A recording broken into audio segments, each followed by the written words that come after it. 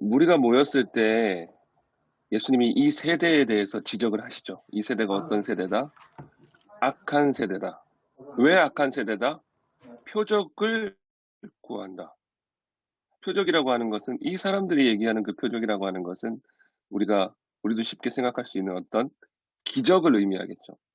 이 세대의 사람들이 원했던 것, 병이 낫고 나를 배불리 먹여줄 수 있는 떡, 나에게 정말 지금 당장 필요한 것, 뭐 부가 될 수도 있고 명예가 될 수도 있고 어떤 것이든 내가 원하는 것을 줄 수 있는 그 예수님의 어떤 사인을 요구했었던 거죠. 이것에 대해서 예수님이 말씀하시는 거죠. 참 악한 세대, 너희들은 악한 세대인데 너네는 표적을 구하지만 내가 줄 수 있는 표적은 요나의 표적밖에 없다라고 말씀을 하시는 것입니다. 요나의 표적이라고 하는 것 여러분들 다 아실 텐데 대표적으로 두 가지를 의미한다고 볼 수가 있겠어요. 우선은 요나가 물고기 뱃속에서 3일 있었지 않습니까? 그 3일 있으면서 요나가 한 게 있습니다. 그게 바로 회개죠, 회개. 그러니까 이 십자가에서 죽으시고 3일 만에 부활하신다는 이 첫 번째 사실, 이 요나의 표적이 상징하는 첫 번째 사실과 그 요나가 그 표적을 경험하면서 회개했다는 것, 십자가의 사역과 회개 두 가지를 크게 보여준다고 할 수가 있겠는데 요나가 어, 예수님의 3일 만에 죽으시고 3일 만에 부활하시는 이것을 상징하는 물고기 뱃속에서의 일을 경험하면서 회개를 합니다. 그리고 이 요나의 회개가 니누의 사람들에게도 영향을 미쳤다라는 거예요. 회개를 유발하는 회개였다는 거죠. 왜 요나의 회개가 니누의 사람들의 회개를 유발할 수 있었는가? 이것은 어, 학자들이 얘기하는 바이긴 하지만 개연성이 있는 것 같아요. 니누의 사람들이 그들의 죄악상에 비하여 너무나도 빨리 회개를 합니다. 그렇죠? 니누의 성이 3일을 걸어가야 되는 거리인데 이 요나가 하루길을 걸어가면서 회개하지 않으면 망한다 이렇게 전했을 때 그 사람들이 하루가 채 되기 전에 전 도시적으로 전 백성 짐승까지 다 회개하죠. 너무나도 즉각적인 반응. 이것이 어떻게 가능했었는가? 니느웨 사람들이 요나가 회개하고 돌아온 그것을 봤다는 거예요. 요나가 순종하지 않았을 때 물고기 뱃속에서 죽도록 물고문을 당하고 죽다 살아난 모습을 봤다는 거예요. 그래서 그걸 보고 회개하지 않을 수 없었다라는 거죠. 이것은 하나의 의견일 수 있는데 이게 참 그럴 수도 있겠다라는 생각이 드는 게 생각해 보세요. 우리는 이제 성경을 보면서 요나가 그 물고기 뱃속에 있다가 3일 동안 있다가 나왔구나. 참 고생했겠구나. 참 회개할 만하구나. 요 정도로 이제 생각하고 싹 넘어가는데 여러분 한번 생각을 해보세요. 사람이 물고기 뱃속에 3일 있었습니다. 그 여기서 이제 물고기라고 표현되는 건 아마 고래겠죠. 고래. 고래 뱃속에 3일을 사람이 살았어요. 위 속에서. 어떻게 됐을까요? 역사상 실제로 고래 뱃속에 들어갔다가 고래한테 잡혀 먹혔다가 나온 사례가 있습니다. 실제로 어부가 어업을 하다가 향유고래라고 하나요? 향유고래한테 물에 빠져가지고 잡아먹힌 거예요. 그리고 실제로 3일 정도 지나서 그 고래로부터 꺼냈습니다. 그 사람을. 실제로. 이런 실제 역사적인 사례가 있어요. 이 사람을 꺼냈는데 이 사람은 꺼낸 지 얼마 안 돼서 다시 죽었대요. 근데 이 사람을 탁 처음에 꺼냈을 때는 살아 있었는데 이 사람이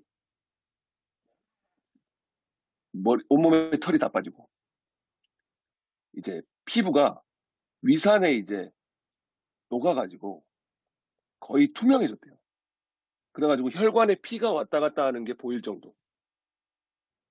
그러니까 우리가 요나가 물고기 뱃속에 3일 있었다는 것을 생각할 때, 우리가 어릴 때 동화책에서 봤던 것처럼, 어떤 캄캄 어두운 곳에서 요나가 무릎을 꿇고, 하나님 정말 제가 회개합니다. 이런 어떤 평온한 모습이 아니었다는 거죠.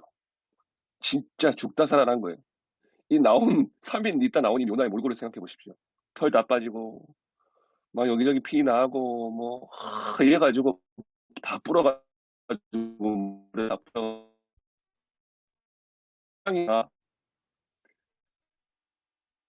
성 안으로 들어오더니 미친 사람처럼 돌아다니면서 회개라고 막 회개를 선포하니까 이 사람들이, 이 니느웨 사람들이 너무 깜짝 놀래가지고 회개하지 않을 수 없었다라는 것입니다.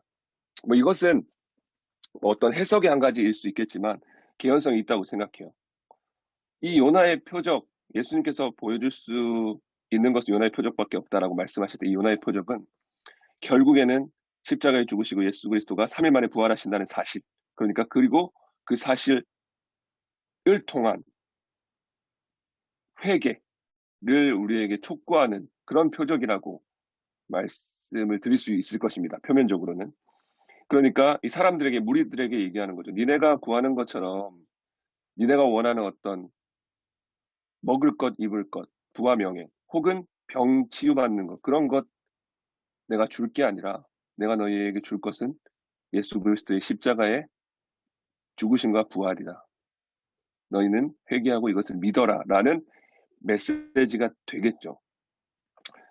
그러면 여기서 이제 요나의 회개를 통해서 회개가 강조되고 있는데, 그러면 참된 회개는 무엇인가에 대해서 우리는 좀 생각해 볼 필요가 있습니다. 특별히 요나와 관련해서는 더욱 그래요. 우리는 회개라고 하면은 잘못했습니다, 하나님.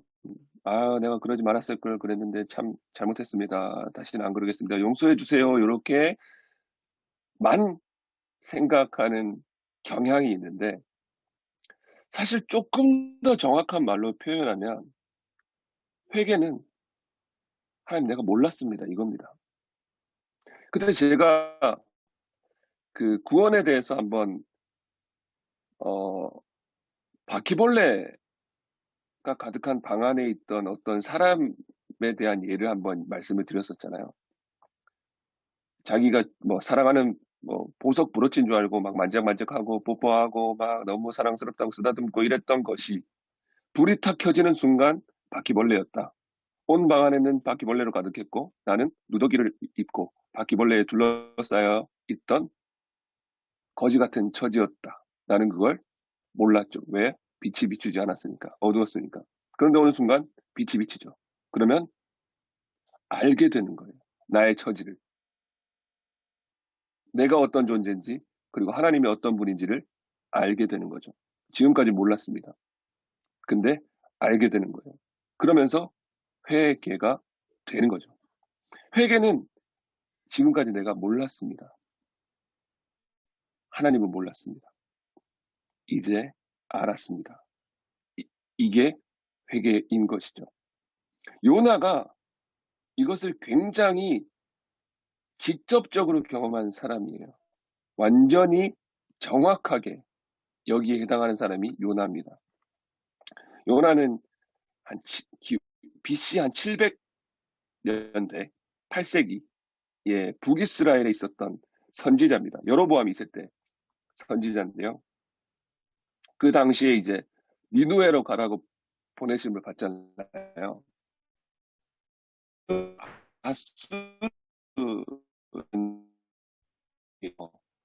야수르는 이스라엘에게 있어서는 철천지 원수입니다.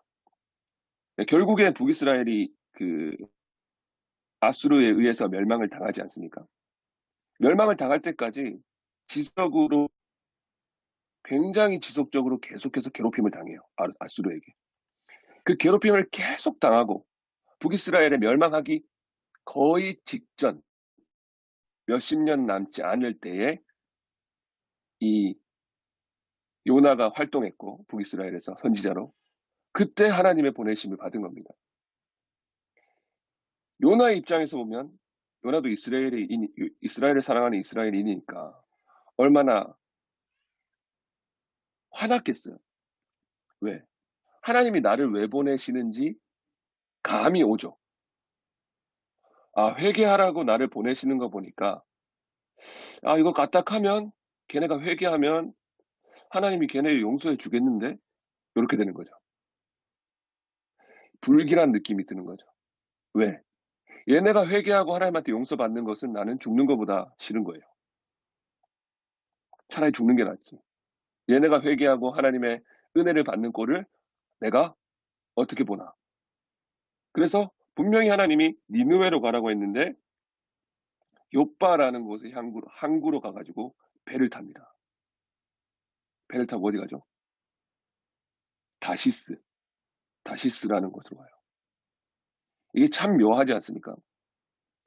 이 하나님의 말씀에 불순종해가지고 도망을 가는 이 사람에게 도망가기에 너무나도 적합한 상황이 펼쳐진다는 것입니다. 배를 타라고 항구로 갔더니 마침 다시스로 가는 배가 딱 준비되어 있는 거죠. 그래서 그 배를 타고 저 멀리 하나님이 쫓아올 수 없는 곳으로 도망가려고 배를 타는 거죠. 니느웨까지는 한 800km 정도 되는 거리예요. 근데 다시스는 그 니느웨는 아수르는 이제 이스라엘의 바로 금방 북쪽에 있으니까. 근데 이제 다시스는 스페인입니다. 그러니까 스페인까지 도망가요. 3,200km에 3,200km. 그러면은 그 니느웨보다 한 4배 멀어요. 그러니까 아주 그냥 절대 하나님이 쫓아올 수 없는 곳으로 그냥 내가 가버리겠다.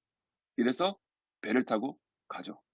그 우리가 아는 바와 같이 너무나도 아름다운 이야기가 펼쳐지지 않습니까? 내가 풍랑을 만나가지고 아, 왜 이러냐, 누구 때문이냐, 막 제비 뽑아보니까 요나가 나와가지고 이것도 그 요나가 걸려요 또. 그 요나가 걸리니까 너무 더 짜증나는 거죠. 요나는 제비뽑기에 또 우리 하나님이 또 제비뽑기에 또 일가견이 있지 않습니까? 제비 뽑았는데 내가 나왔다. 그러면은 딱 요나는 딱 느낌이 오는 거예요. 아, 하나님이네. 하나님이 또 나를 찝었네. 나를 찾아냈네. 너무 화가 나는 거예요, 요나가. 그래가지고 어떻게 합니까? 나를 바다에 던져라. 무슨 뜻이에요? 내가 이렇게 사는지 죽겠다. 죽는 게 낫다, 내가. 하나님이 끝까지 나를 이렇게까지 하면 내가 차라리 죽어버리겠다. 죽는 거보다 싫어요. 니느웨에 가는 게. 하나님의 뜻인 걸 알아도 죽기보다 싫은 겁니다. 그런 게 우리한테 있을 수가 있어요. 절대 안 되는 거 한 가지 있잖아요. 하나님의 뜻이어도 그 하나님의 뜻이라는 걸 내가 너무 잘 감이 와, 느낌이 오는데 아, 차라리 죽으면 죽었지. 그거 한계는 도저히 안 될 것 같은 부분들이 있습니다. 요나는 니느웨가 그거죠. 니느웨가 회개하고 은혜 받고 그 꼴을 막 보느니 그냥 차라리 죽을래. 그래서 죽을 생각으로 나를 바다에 던져라 이랬더니 그 배에 있던 사람들이 미안한 마음으로 바다에 던져버립니다.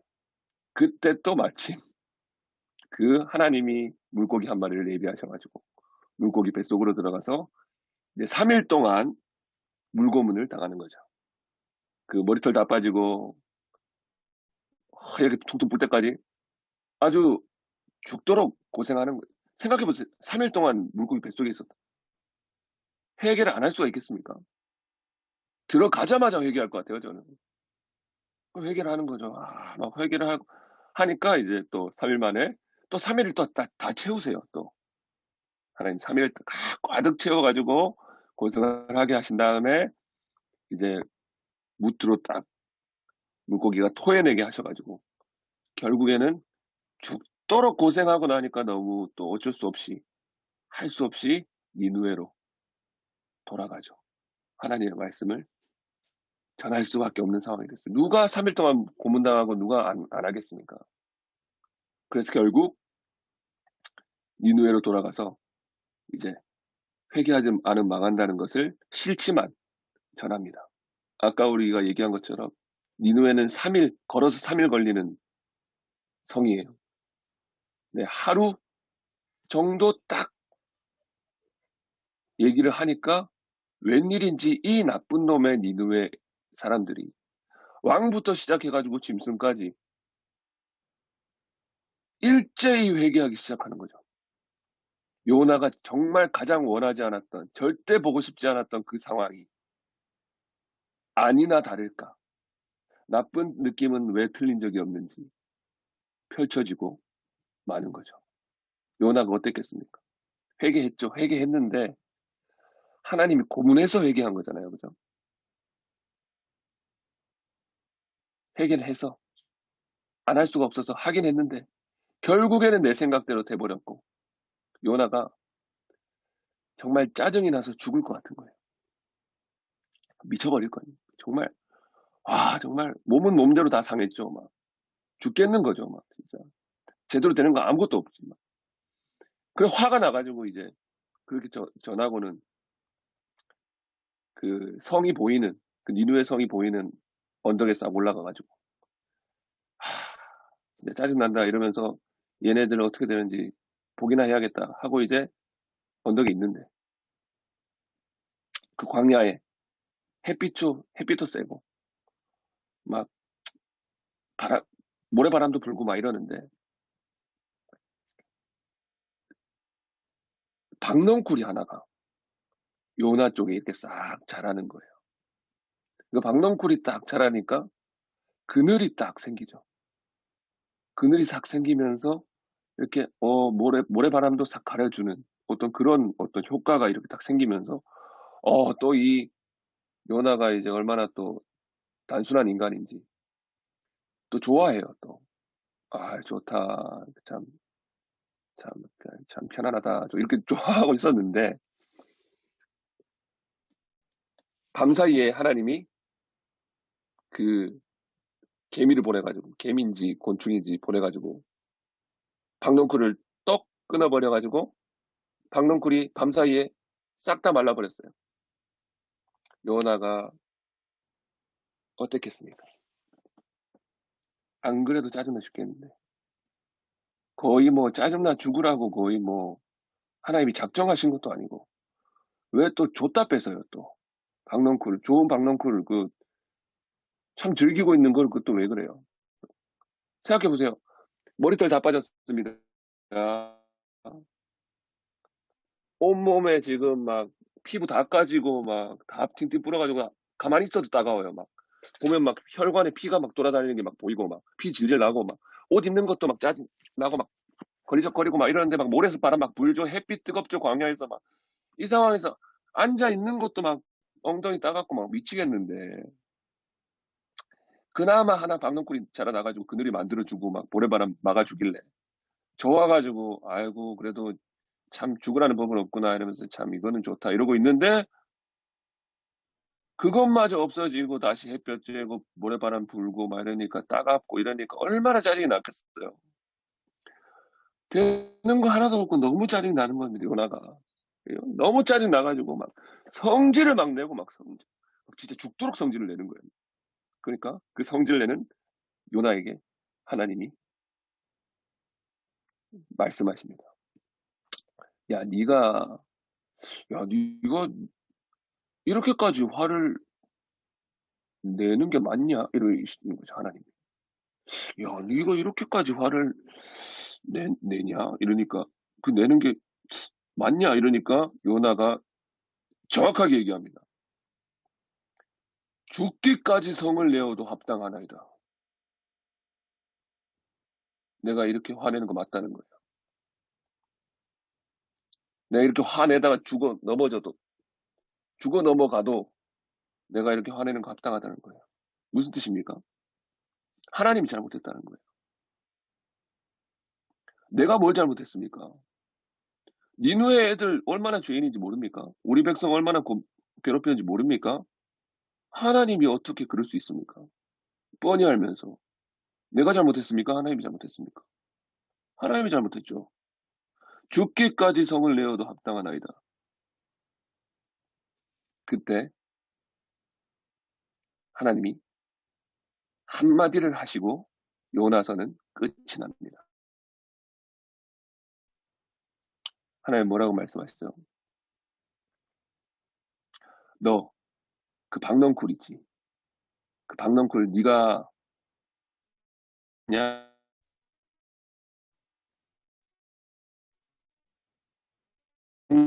했어? 너 아무것도 한 거 없잖아. 근데 그 박넝쿨 가지고 네가 끊겼나요? 끊겼나요? 박넝쿨 네가 심지도 않았지. 키우지도 않았지. 자라기도 안 했지. 근데 네가 그 박넝쿨 가지고 그렇게 좋아가지고 너무 사랑하고 아꼈지. 네가 심지도 않고 기르지도 않고 줄지도 않고 자라게 하지도 않은 그 박넝쿨 그걸 네가 그렇게 아낀 게 그렇게 합당하면 그 박넝쿨 내가 가져갔다고 네가 이렇게 성내는 게 그렇게 합당하면 내가 생명을 주고 키우고 자라게 하고 내가 지금까지 지켜왔던 니누의 거기 앞뒤를 분간하는 좌우를 분간하지 못하는 어린아이만 12만 명이야. 내가 그들을 아끼는 것이 어찌 합당치 아니하냐.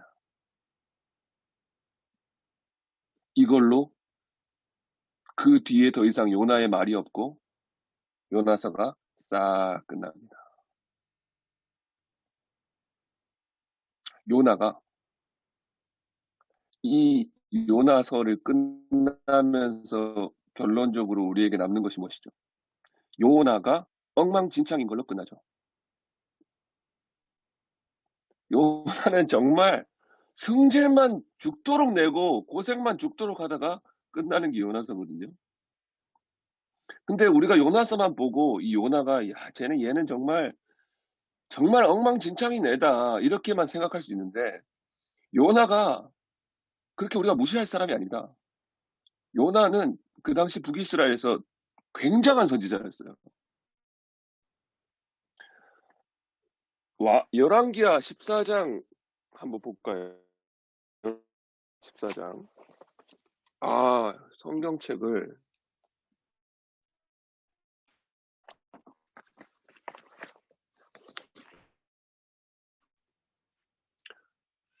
열왕기하 14장 25절 혹시 찾으실 수 있는 분 한번 읽어주실 수 있어요? 열왕기하 14장 25절. 공유했습니다. 막 끊기네요. 아까부터 조금씩 끊기긴 했는데 뭐 엄청 심각한 건 아니어서 따로 말씀을 안 드렸었습니다. 네. 제가 읽겠습니다. 25절만 읽으면 되나요?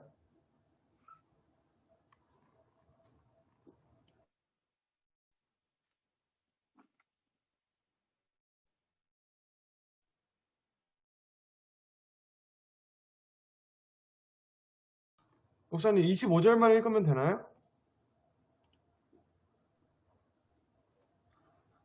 제 생각에 지금 다시 들어오시는 중이신 것 같은데 목사님 25절 네네.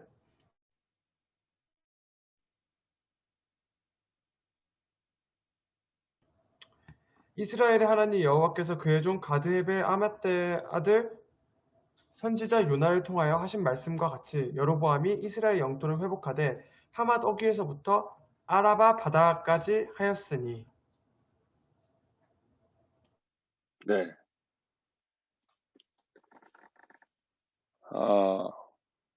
이스라엘 영토가 회복되었는데 그것이 누구의 말과 같이 되었다라고 돼 있죠?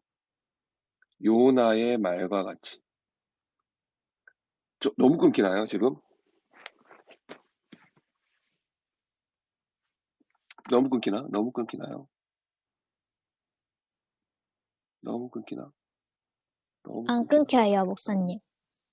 안 끊겨요? 안 끊겨요? 안 끊겨요? 네네네. 예, 끊겨요. 네, 요나의 말과 같이 이스라엘 영토가 회복됐습니다. 무슨 뜻이에요? 이 요나, 이때에 잘 나가던 선지자 요나가 예언한 대로 됐다는 거예요. 그 요나는 엄청난 선지자입니다. 뛰어난 사람이고 상당히 영적인 사람이고 하나님에 대해서는 둘째가라면 서러울 만큼 깊이 있는 지식을 가진 사람이었습니다. 근데 이 사람이 하나님의 마음을 몰랐다. 이게 요나서의 결론이죠. 이 대단한 선지자가 하나님을 몰랐다. 이거예요. 예언하면 예언하는 대로 성취가 되고 상당히 영적인 활동들을 하는 이 시대의 대표적인 선지자 요나가 하나님을 몰랐습니다.입니다. 이것은 우리에게 많은 것을 알려주죠. 하나님은 성경을 통해서 계속해서 우리에게 말씀하시는 거예요. 넌 날 몰라. 넌 날 몰라. 우리가 지금 복음서 보고 있지만 언제나 나타나는 문제였지 않습니까? 하나님의 나라가 임했는데 하나님의 뜻을 아무도 몰라. 제자들도 몰라요. 하나님의 마음이 어떤지를 몰라요. 이 요나가 몰랐던 게 뭐죠? 하나님의 마음을 몰랐는데 요나는 어떤 생각을, 어떤 착각을 하고 있었나요? 심플합니다. 우리는 특별하다 이에요. 이스라엘은 특별해. 왜죠? 하나님의 선택받은 민족이니까. 하나님이 우리를 선택했어. 하나님이 우리를 특별히 불렀어. 우리는 하나님의 백성이야. 그리고 아수르, 니누에는 하나님의 백성이 아니야. 이스라엘 사람들이 가지고 있었던 굉장히 보편적인 세계관입니다. 이스라엘 사람들은 실제로 이방인들은 전부 다 지옥의 불쏘시개라고 생각했어요. 실제로 지옥 불을 때는 불쏘시개라고 생각했습니다. 왜? 하나님의 선민이 아니니까. 우리만 특별하니까. 우리가 우월한 거예요. 우리는 옳은 거예요. 우리는 남들보다 훨씬 나은 겁니다. 그래서 요나가 그걸 정확하게 갖고 있었던 거예요. 우리는 옳아. 우리는 하나님의 백성이야. 우리는 나. 그러나 니누의 백성들은 아니야. 엉망진창이고 쓰레기고 지옥의 불쏘시개야. 그러니 그 쓰레기들, 지옥의 불쏘시개들에게 하나님이 가서 회개를 선포했으니 화가 나는 거야. 받아들여지지가 않는 거예요. 그런 요나를 하나님이 어떻게 다루십니까? 물고기 뱃속에 요나가 들어간다는 것은, 그 물고기 뱃속에서 요나가 3일을 보낸다는 것은 그 요나가 차별했던 그 쓰레기, 지옥의 불쏘시개와 같은 니누의 사람들과 같은 처지로 요나가 내려가는 거예요. 그 밑바닥의 자리까지로 내려가는 거예요, 요나가. 그러면 요나가 뭘 알게 되는 겁니까? 아, 니누의 사람들이나 나나 차이가 없구나. 니누의 사람들이나 나나 하나님을 모르는 건 마찬가지구나. 니누의 사람들이나 나나 쓰레기고 아무 소망이 없는 존재일 뿐이구나. 그들이나 나나. 나도 박넝쿨 하나 없어지면 고통하고 괴로워서 분노가 폭발해서 하나님을 원망하지 않을 수밖에 없는 그런 연약하고 낮고 낮은 존재일 뿐이구나. 라는 것을 배우는 거죠. 하나님의 마음, 하나님은 차별하지 않습니다. 이스라엘 백성이 우월해서 더 나아서 하나님 이스라엘 백성 선택하신 것이 아니죠. 오히려 반대입니다. 하나님 뭐라고 말씀하셨죠? 내가 너희를 택한 것은 너희의 숫자가 많거나 너희가 강해서가 그런 것이 아니고 너희가 지극히 작아서 작은 자 중에 가장 작아서 그래서 너희를 선택했다라고 말씀하십니다. 이걸 몰랐던 거예요. 이걸 모르고 나는 옳다, 너네는 틀렸다. 이걸로 선을 긋고 편을 나르고 자기의 우월함, 자기의 나음을 자랑하고 있었던 것이 요나와 이스라엘과 어쩌면 우리의 안타까운 모습이죠. 예수님은 그런 분이 아니라는 것을 우리는 이 복음서를 통해서 계속해서 배우고 있습니다. 예수님은 뛰어난 자리로 오신 게 아니고 멸시받고 죽는 곳으로 오신 거죠. 버림받는 자로 오셨습니다. 그래서 예수님 십자가에서 말씀하시잖아요. 나의 하나님 어찌하여 나를 버리시나이까. 그러시죠. 하나님이 하나님의 아들을 버린다는 거예요. 어디로 버립니까? 버림받은 자들이 있는 곳으로. 왜죠? 그 하나님이 그 아들을 그 자들에게로 버려야 예수 그리스도의 빛이 버림받은 것 같은 자들에게 임하죠. 그래서 예수님이 어두움 가운데 빛으로 오셨다고 말씀하는 겁니다. 어두움 가운데 빛으로. 근데 빛으로 오신 그 예수 그리스도를 우리는 어떻게 했죠? 요한복음 1장 9절. 아까 읽어주신 분 한 번 더 읽어주시면 좋겠습니다. 요한복음 1장 9절.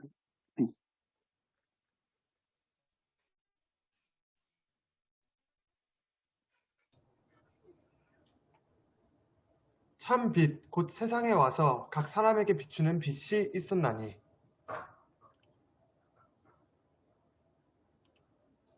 네, 그 다음 절. 그가 세상에 계셨으며 세상은 그로 말미암아 지은 바 되었으되 세상이 그를 알지 못하였고. 그죠? 어두움 가운데 하나님이 그 아들을 버리셔서 그 버림받은 어두움, 버림받은 자들이 사는 어두움 가운데 예수 그리스도가 빛으로 오셨습니다. 근데 우리는 못 알아봤습니다. 우리는 그 빛을 몰랐습니다. 입니다. 하나님 우리에게 빛을 던져주셨고 우리 버림받은 자들에게 찾아왔지만 우리는 그 빛을 발견하지 못했어요. 왜죠? 우리의 눈이 나빠서. 그 말씀이 이제 이어지죠. 누구든지 등불을 켜서 움속에나 말 안에 두지 아니하고 등경 위에 두나니 빛에 대한 이야기가 나오죠. 빛에 대한 이야기. 이는 들어가는 자로 그 빛을 보게 하려 함이라. 내 몸의 등불은 눈이라. 내 눈이 성하면 온몸이 밝을 것이요 만일 나쁘면 내 몸도 어두우리라. 그러므로 내 속에 있는 빛이 어둡지 아니한가 보라. 내 온몸이 밝아 조금도 어두운 데가 없으면 등불의 빛이 너를 비출 때와 같이 온전히 밝으리라 하시니라. 이 말씀이 갑자기 등장하고 이 말씀은 우리가 언뜻 이해하기 어려운 말씀처럼 보입니다. 이 말씀에 대해서 조금 이해를 돕기 위해서 우리가 그 당시에 헬라인들의 이 세계관에 대해서 조금 알면 좀 도움이 돼요. 막 그러잖아요. 막 눈이 등불이 눈이고 뭐 눈이 등불이고 눈이 성하면 온 몸이 밝고 뭐 이런 얘기를 하잖아요. 이게 이 사람들의 생각했던 그 세계관에 영향을 받은 표현이라고 볼 수 있는데 그 당시에 헬라 사람들은 어떻게 생각했냐면 본다라는 것이 어떻게 이루어지느냐. 사물이 있지 않습니까? 그럼 사물에서 빛이 나와요. 그리고 우리 눈이 있잖아요. 이 눈에서 또 빛이 나와요. 그래서 빛과 빛이 이렇게 만납니다. 그 빛과 빛이 만나서 이렇게 어우러져요. 이렇게 어우러진 다음에 이 어우러진 빛이 다시 눈으로 들어와요. 그래서 내 몸을 밝히는 거예요. 요렇게 본다라고 생각을 했었어요. 헬라인들이. 헬라의 세계관에 의하면. 그러니까 이 말이 맞죠. 눈이 밝아야, 눈이 성해야, 눈이 좋아야 결국에는 내 몸이 밝아진다는 거예요. 이것이 우리에게 영적인 의미를 던져줍니다. 그래서 만약에 네 눈이 예쁘면이라고 표현되고 있는 이 말이 요 위에 제일 위에 우리가 같이 아까 이 악한이라는 말과 완전히 같은 말이에요. 포네로스라는 헬라어인데 이게 완전 같은 말이에요. 그러니까 이게 무슨 의미냐면 여기 그 전에 보니까 나쁘면을 이야기하기 전에 성하면을 이야기하죠. 성하면은 눈이 좋다는 얘기잖아요. 여기 좋다라는 말의 원래 의미는 하나의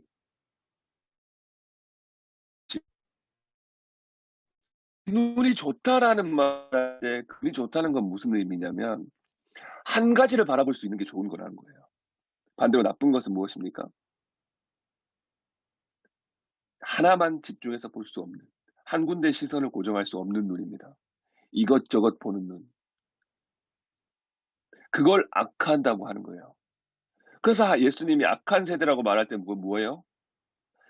우리에게 오신 그 한 빛 예수만을 바라보시지 않고 이것저것 먹을 것 입을 것 기적 부와 명예 이것저것을 바라보는 것 소망하고 바라는 것을 악하다고 하시는 겁니다.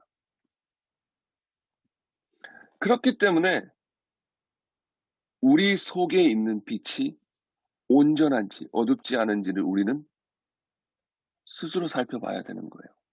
우리가 정말 내 안에 어둡던 내 안에 찾아오신 그 예수 그리스도의 참 빛을 좋은 눈으로 시선을 고정해서 바라보고 있는지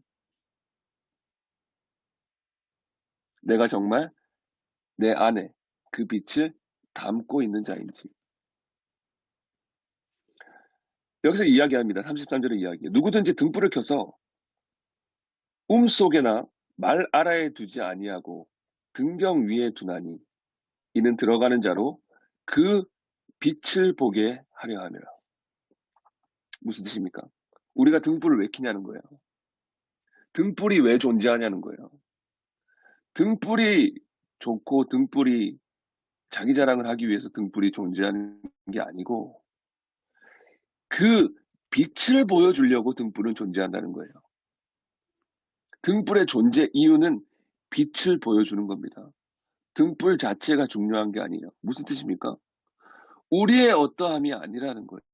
우리의 우월함이 아니고 우리의 남보다 나음이 아니고 우리가 내세울 수 있는 어떤 것이 아니고 우리 안에 있는 참빛 예수 그리스도를 드러내는 것이 우리의 삶의 목적이라는 것입니다. 마지막으로 한 번 더 고린도 후서 4장 6절에서 7절 한 번만 더 읽어주시면 도움이 되겠습니다. 아주 우리 글을 잘 읽으시는 준복 형제님. 저 6장 몇 절이죠? 다시 한번. 고린도 후서 4장 4장. 네. 4장 6절에서 7절. 어두운 데서 빛이 빛이라 말씀하셨던 그 하나님께서 예수 그리스도의 얼굴에 있는 하나님의 영광을 아는 빛을 우리 마음에 비추셨느니라. 우리가 이 보배를 질그릇에 가졌으니 이는 심히 큰 능력은 하나님께 있고 우리에게 있지 아니함을 알게 하려 함이라. 아멘. 아멘. 하나님이 말씀하십니다. 어두운 곳에 빛이 비치라. 그리고 그 어두운 곳, 우리의 마음에 예수 그리스도의 빛을 주셨죠. 그리고 그것을 우리에게 뭐라고 말씀하십니까? 그 빛은 어디에 주신 거라고요? 질그릇. 아무런 보잘것이 없고 그 자체로는 아무런 가치가 없는 질그릇에 줬다. 질그릇 안에 보배를 담았다. 등불이 그 자체로 중요한 게 아니고 등불이 존재하는 이유는 그 빛을 보게 하려 합니다. 질그릇이 중요한 게 아니고 질그릇이 안에 비와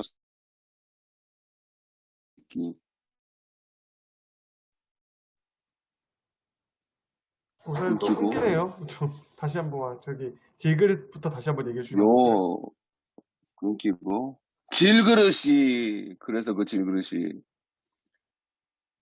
중요한 게 아니라 그 안에 그 무엇과도 비교할 수 없는 가치 있는 보배가 담겼다는 것입니다. 그것이 중요한다는 거예요. 요나가 생각했던 것처럼 우리가 잘나고 우리가 뛰어나고 우리가 아수르 니느웨보다 나아서 하나님 우리에게 빛을 우리에게만 허락하신 것이 아니고 그 예수 그리스도의 참빛을 드러내기 위하여 우리는 질그릇으로 부르심을 받았을 뿐입니다. 그것이 요나가 이해하지 못했던 하나님의 마음이죠. 우리는 성경을 읽고 하나님에 대해서 공부하고 하나님에 대한 지식을 쌓습니다. 근데 하나님의 마음을 몰라요. 성경에 대해서 줄줄줄 깨고 성경에서 이야기하는 수많은 사실들에 대해서 알고 도다미는 울고 그런 상황에서 그렇게 하고 있지만 정작 하나님의 마음은 알지 못하는 것. 그것이 하나님의 안타까움이고 하나님이 우리에게 언제나 말씀하시고 싶은 것입니다. 니느웨 성 안에는 좌우를 분별하지 못하는 저 아무것도 모르고 우는 도다미와 같은 어린아이만 12만 명이야.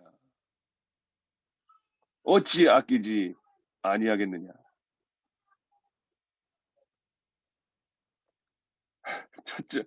오늘 말씀 첫 절에 27절에 말씀합니다. 예수님 말씀하시는데 무리 중에 한 여자가 음성을 높여서 말하죠. 당신을 뵌 태와 당신을 먹인 젖이 복이 있나이다. 예수님 뭐라고 말씀하세요? 아니, 그 태가 복이 있는 게 아니야. 그것을 먹인 젖이 복이 있는 게 아니야. 네가 어떤 것이 중요한 게 아니야. 그 그릇이 어떤 게 중요한 게 아니야. 태가 뭐가 중요하니? 생명이 중요하지. 네 안에 하나님의 빛이 담겼다. 하나님의 말씀이 담겼다. 그 담은 말씀을 가지고 그 빛을 드러내며 사는 자가 복이 있느니라. 하나님의 마음, 내 마음이 되고 그 질그릇 안에 하나님의 마음, 품은 자가 그 마음 가지고 사는 것이 복이 있느니라.